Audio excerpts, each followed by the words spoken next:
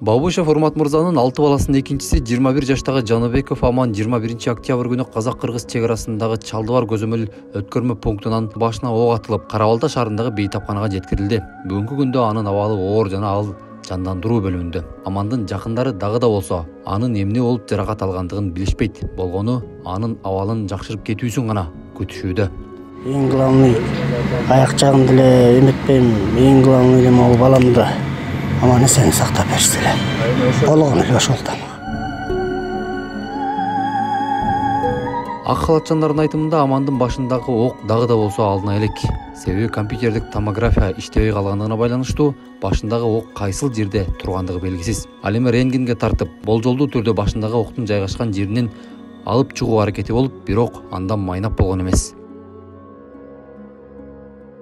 Окту ошол бул эме снимакчы жана эмен. Рентген. Ошон анда көрбөкпүзбүзгө, ошо ок турат да бир жерде. Анан ушул артында экен деп ошол жерде. Эми ал рентген врачтар айтып атпайбы? Болжолдуу түрдө эле көрсөтөт экен да, болжолдуучу. Ок миллиметрден эле бойдо жылдый болушу мүмкүн да. А компьютер томография иштөө жок. Анан мени ошол тиги эметип түртүп истейли десек, мээ шишип. Мээ бери агып атат дейт анан кийин мени кускойлу деп тыштады.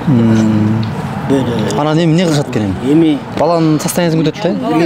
3 күн 4 күн состояниясын күтөбүз дейт. Өз дем алгандай. Жүрөгү жакшы дейт, каны жакшы дейт. Азыр өз дем алып атабы? Жок, аппарат менен. Анан жакшы болгондон кийин аны өзүбүз алып кетебиз деди. Экөө тең жакшы врачтар экен. А Чалдыбарда кызмат эмне экен?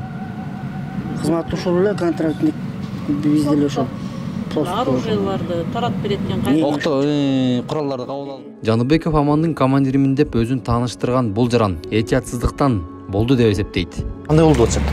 Мисалы айтып атышпайбы, дуалга тийиптир деп атышат бирде. Ойноп атып алыптыр деп атпсыңар мисалы. Анан эми ал автомат менен ойнобойт го. Не осторожность.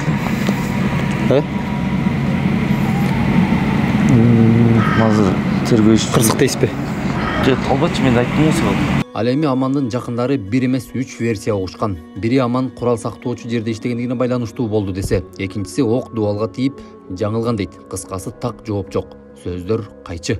Куралдарды кабыл алып кайра бермейт. Менен ошону жазып эртемен берип кайра эртеси күнү бир сутка турат да. Ошондо окуя кайсы жерден болуп турат? Курал кабыл алган жерден болуп турбу?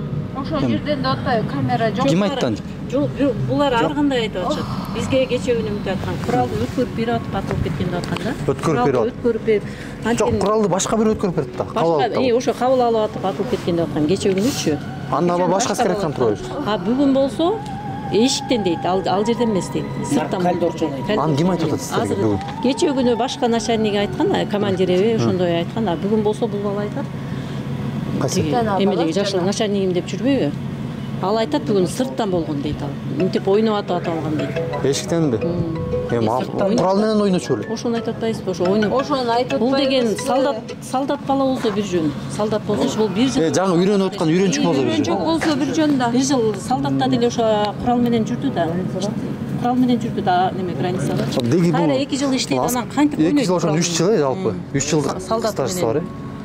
Анан кантип ойнойт ошол? Өзүнө тыккан тың бала болчу да жан элесин. Анан өзүн атып ойномоо эмес да. Азыркы биякта жүргөн командир ушинтип айтты. Ал бүгүн ошентип айтты, эшиктен ойноп атып алган дейт. Анан дагы уктук, атылганда стенага тийип, ок стенага тийип кайра башка кирген деп атышкан да. Ушинтип аркасын. Ошондо башка бирөө стенага аткан болуп калабы? Өзү стенага атып алып, анан кайра ок өзүнө кирип кетти. Жаңылып бери. Булардын ою өзү атып алды деп эле атышат да. Өзүн өзү атып алды. Азыр сурасак, мен деп өзүн атты дейт. Күзгүдө ойноп аткан дейт. Күзгүдө ойноп аткан дейт. Жаш бала эмес да ойногон. Күзгүнү ара ойногон. Эшикте эмес мындай. Тигил комната дейт. Мындай чыкканда калдорчу сыяктуу скор дейт. Ошону жана. Бул жерде бүгүнкү күндөгү эң маанилүүсү бизге жеткен маалыматтар боюнча Аман азыр комада. Жандандыруу бөлүмүндө жатат. Башындагы ок дагы деле алына элек. Бул жактагы дарыгерлердин айтымына караганда компьютердик томография жок болгонуна байланыштуу рентген менен гана октун кайсыл жерде тургандыгын болжолдуу билишип, бирок аны ачып көргөндө окту алып чыга алышкан эмес. Буга себеп компьютердик томографиянын иштебей калгандыгы себеп болгон. Эгерде компьютердик томография иштеп турганда миллиметрине чейин так даана кайсыл жерде турганын окту көрсөтүп, аны дарыгерлер оңой эле алып чыга алмак. балким абал башкача болмок.